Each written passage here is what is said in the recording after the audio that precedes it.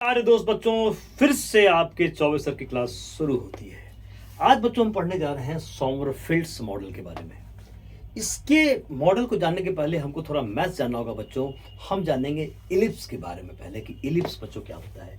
तो बच्चों मैं इसको मिटा रहा हूँ। पहले हम इलिप्स के बारे में जाने कि इलिप्स बच्चों क्या होता है। इलिप्स के कंसेप्ट बिना सोमरफेल्ड मॉडल नहीं समझ सकते हैं आप, इसलिए आपको यूट्यूब पे अच्छे वीडियोज नहीं मिलेंगे बच्चों। अगर हम बात करते हैं इलिप्स के बारे में बच्चों, तो इलिप्स कैसे बनता है पहले इस पर देखते हैं बच्चों। ये आपका इलिप्स का स्ट्रक्चर है बच्चों। होता क्या है यहाँ पे कि एक बच्चों फिक्स लाइन होती है यहाँ पे, इसको कहते हैं डायरेक्ट्रिक्स। इसको बच्चों this is a fix line. अब इलिप्स नहीं, मान लो कोई बच्चों इलिप्स तो यहाँ बन गया था ना। मान लो बच्चों कोई कर्व है और यहाँ एक पॉइंट लिया और यहाँ बच्चों एक एस पॉइंट है, देख रहे हो यहाँ पे, और यहाँ बच्चों एक लाइन में ड्रॉ किया, यहाँ पे लाइन ड्रॉ किया, इसको एम माना। तो बच्चों इस P S and P M ये जो अनुपात है इसको इसेंट्रिसिटी कहते हैं। ये बराबर होता है इसेंट्रिसिटी। इसेंट्रिसिटी होता है बच्चों, इसेंट्रिसिटी। ई बराबर बच्चों होता है P S by P M. बच्चों आप ध्यान दो यहाँ पे कि किसी कर्व के लिए अगर ई का वैल्यू 1 से कम होता है तो उसको इलिप्स कहा जाता है। For ellipse E is less than 1। मतलब बच्चों P S and P M, मैंने यहाँ एक पॉइंट लिया, कोई कर्व, कोई यहाँ पॉइंट ले, यहाँ भी पॉइंट ले सकते हो, तो ये और ये यहाँ से, फिर यहाँ भी ले सकते हो। इसी को बच्चों मिलाओगे ना तो इलिप्स बन जाएगा। समझ रहे बच्चों। यहाँ भी हो सकता है एक फिक्स लाइन, यहाँ भी हो सकता है एक, ये बच्चों उसको फोकस बोलते हैं। अब ये बता रहा हूँ, यहाँ भी एक आएगा फोकस बोलते हैं। तो अगर ये पॉइंट और ये देख रहे हो, ये डिस्टेंस और ये डिस्टेंस, तो P S by P M, ठीक है। यहाँ भी ले सकते थे पॉइंट, ये और ये। तो ये बच्चों जो आ रहा है दिस बाई दिस, ये जो अनुपात आ रहा है इसको इसेंट्रिसिटी कहते हैं। और इसेंट्रिसिटी का वैल्यू इलिप्स के लिए हमेशा 1 से कम होता है। तो बच्चों ऐसे इलिप्स बन गया, ठीक है। इसको आप नोट कर लेंगे। अब बच्चों आगे बढ़ते हैं, क्या क्या कंसेप्ट है, मैंने क्यों ऐसा बताया बच्चों। इलिप्स के अंदर बच्चों देखो यहाँ आ गए, ठीक है। बात बढ़ गया, ठीक है बच्चा। ये बच्चों ओरिजिन हुआ। ये बच्चों आ गया A0, ले लो इसको ले लो -A0। बच्चों इलिप्स के अंदर 2 फोकस होते हैं, ये S और ये S। 2 फोकस, वही फोकस था यहाँ जो पॉइंट लिए थे, ये डिस्टेंस जो लिए थे ना बच्चों। दिस इज टू फोक, मतलब 2 फोकस, मतलब फोसाई का प्लूरल। बच्चों इलिप्स के अंदर 2 होते हैं मेजर। एक बच्चों दिस इज मेजर एक्सिस, ये लंबा वाला दिख रहा है बड़ा वाला, इसको बोलते हैं मेजर एक्सिस। और जो छोटा बच्चों इसको बोलते हैं बच्चों माइनर एक्सिस। और इस कंडीशन में जो इक्वेशन ऑफ इलिप्स होता है बच्चों, इक्वेशन ऑफ इलिप्स होता है वो होता है x² बाई a² तो y² बाई b² बराबर क्या होता है बच्चों 1 होता है। ठीक से लिख दूं मैं इसको, x² by a² plus y² by b² बराबर बच्चों 1 होता है। तो बच्चों ये चीज़ें थी इलिप्स के बारे में जाने वाली। इसमें 2 महत्वपूर्ण चीज़ आपको जाननी है। इलिप्स के अंदर 2 फोकस होते हैं, एक मेजर एक्सिस होता है, एक माइनर एक्सिस होता है, और इलिप्स का ये इक्वेशन होता है बच्चों। बस ये आपको जानना है। अब बच्चों आपको सोमरफेल्ड मॉडल बहुत आसानी से समझ में आ जाएगा। जो लंबा वाला है वो मेजर एक्सिस, जो छोटा वाला है वो हम माइनर एक्सिस कहते हैं। तो बच्चों क्लियर है बात यहाँ तक? आप पॉज करके इसको बच्चों नोट कर ले, मैं आगे बढ़ता हूँ यहाँ पर। ओके बच्चों चलो, अब बच्चों आता है सोमरफेल्ड मॉडल क्या था। सोमरफेल्ड ने क्या बताया बच्चों, सोमरफेल्ड्स मॉडल क्या बताया बच्चों। Sommerfeld introduce the concept of, पहले बच्चों लिख लेता हूं, ठीक है। Sommerfeld introduced the concept of electrical orbit. बच्चों फाइन स्पेक्ट्रम मैंने बताया था ना, उसका मैं कोई रीजन में देने जा रहा हूं, आपको पहले समझ लीजिए। Sommerfeld introduced Sommerfeld introduced the concept of elliptical orbits.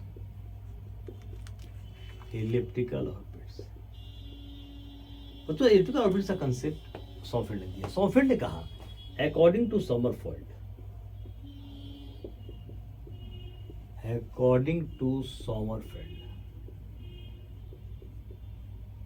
तो मैं लिख लेते हैं, इतना समझाता हूं इसको. according to Sommerfeld, an electron can move in elliptical orbits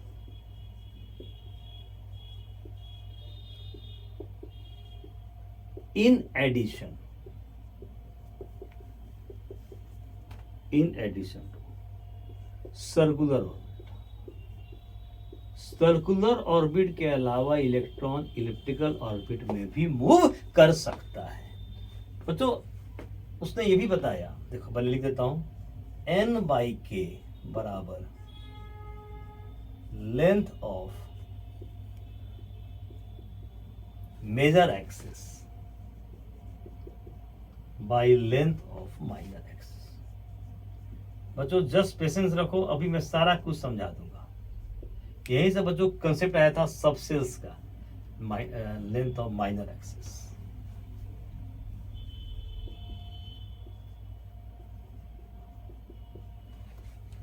ठीक है बच्चों, यही से कंसेप्ट आया था सबसेल्स का. ठीक है, अभी बता रहा हूं बच्चों, इसको नोट कर लीजिए आप. ठीक है, मैं आपको समझाने जा रहा हूं. ठीक है, चीजें देखिए कितनी अच्छी क्लियर होती है. बच्चों अब देखते हैं कि क्या इसका पूरा फंडा है. बच्चों मान लो कि अगर n बराबर 2 है, ठीक है, n बराबर 2 सेकेंड ऑर्बिट बच्चों, तो इसने ये बोला सोमरफेल्ड ने कि अगर n बराबर 2 है, सेकेंड ऑर्बिट की बात करें बच्चों, तो देखो यहाँ पर अब n बराबर 2 है, तो n बराबर 2 बच्चों, तो दो पॉसिबिलिटी हो सकती है यहाँ पर. ठीक है, दो पॉसिबिलिटी, n बराबर 2 ऐसे हो रहा है और एक ऐसे हो सकता है बच्चों. ये न्यूक्लियस देखो बच्चों क्या कर रहा है कि अगर n बराबर 2 है, देखो यहाँ भी n बराबर 2 है, यहाँ भी n बराबर 2 है, यहाँ बच्चों n बराबर 2 k बराबर 1 है, यहाँ भी k बराबर 1 है. देखो बच्चों फिर से बता रहा हूँ, मैं जो लिखा था कि n/k बराबर क्या लिखा था मैं, length of major axis by length of minor axis, ये लिखा था ना. देखो बच्चों यहाँ पे क्या हो रहा है, इलेक्ट्रॉन देखो जब 2 में मूव किया, सेकंड देखो सेकंड ऑर्बिट दोनों है, एक बाई इलेक्ट्रॉन इलेक्ट्रिकल मूव कर रहा है, इलेक्ट्रिकल किसे मूव कर सकता है, एक मूव कर रहा है इलेक्ट्रिकल ऑर्बिट में. देखो n बराबर 2 k बराबर 1 बच्चों, देखो ये कम है, तो अब यहाँ देखो अगर n ज्यादा k कम, तो ये ज्यादा ये कम, तो अगर ऐसा सिचुएशन आ रहा है तो इलेक्ट्रिकल ऑर्बिट होगा.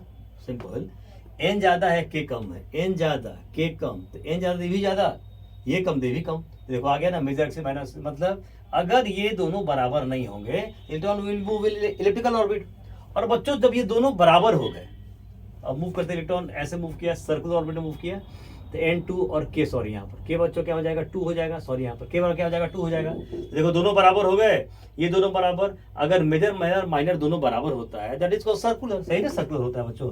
देखो ये मेजर और ये माइनर दोनों बराबर हो गए तो क्या हो जाएगा, सर्कुलर हो जाएगा.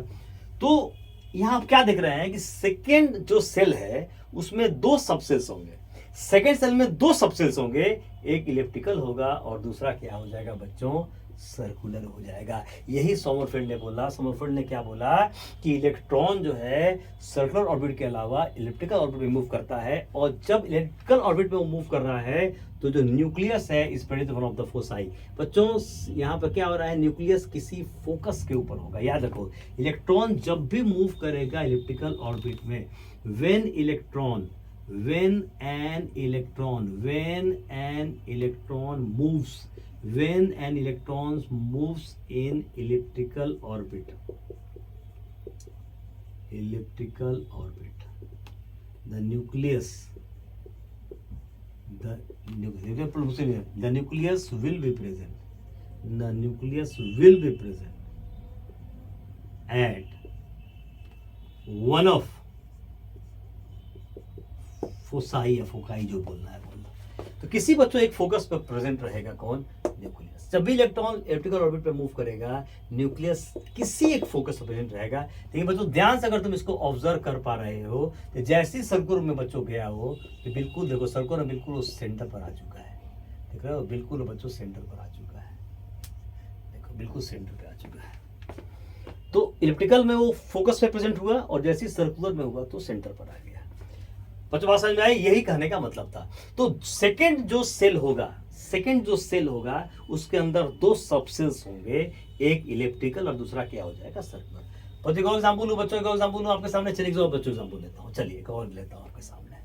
अब बच्चों n बराबर 3 लेता हूं। अगर n बराबर 3 ले तो क्या हो जाएगा बच्चों? n बराबर 3 तो क्या आपका पॉसिबिलिटी हो सकती है? n बराबर 3, ठीक है। देन बच्चों हो सकता है एक और देन बच्चों हो सकता है सर्कुलर। ये देखिए बच्चों, अब यहाँ को देखिए, n बराबर 3 ये भी है, n बराबर 3 ये भी है, और n बराबर 3 ये भी है। अब बच्चों यहाँ क्या हो जाएगा, आप खुद बता सकते हैं। k बराबर 1, यहाँ हो जाएगा k बराबर 2, और यहाँ हो जाएगा k बराबर 3। समझे बच्चों? देखो अब n3 के लिए k का वैल्यू 1 2 3 आ गया। देख रहे हो बच्चों? नाउ n बराबर 3 k बराबर 1, n बराबर 3 k बराबर 2, n बराबर 3 k बराबर 3।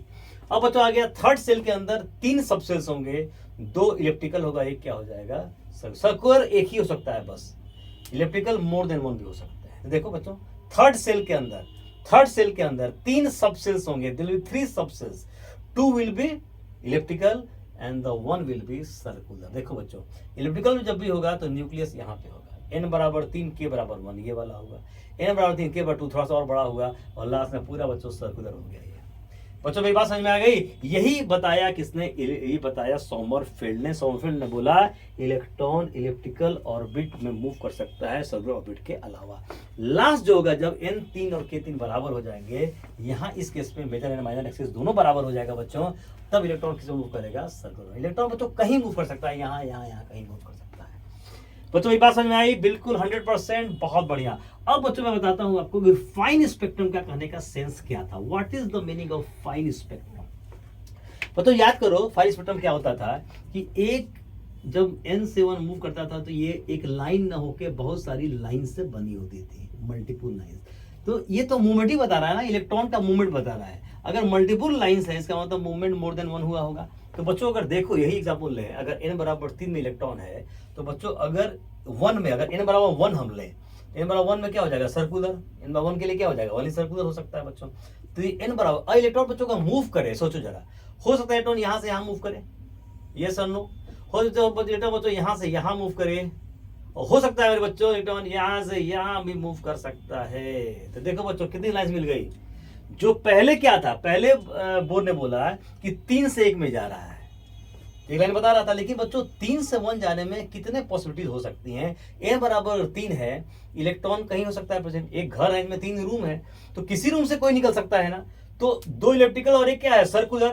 तो electron can move from either electrical orbit और सर्कुलर। तो अगर यहां से मूव किया, इलेक्ट्रॉन कहीं हो सकता है, इलेक्ट्रॉन इज अ वेव, तो बच्चों कहीं मूव कर सकता है electron has a wave character, तो यहां से मूव किया तो ये लाइन मिलेगी, यहां से ये लाइन मिलेगी, यहां से बच्चों ये मिलेगा। यही बच्चों रीजन बिहाइंड, ये था आपको रीजन बिहाइंड फाइन स्पेक्ट्रम। ये बच्चों क्या था, रीजन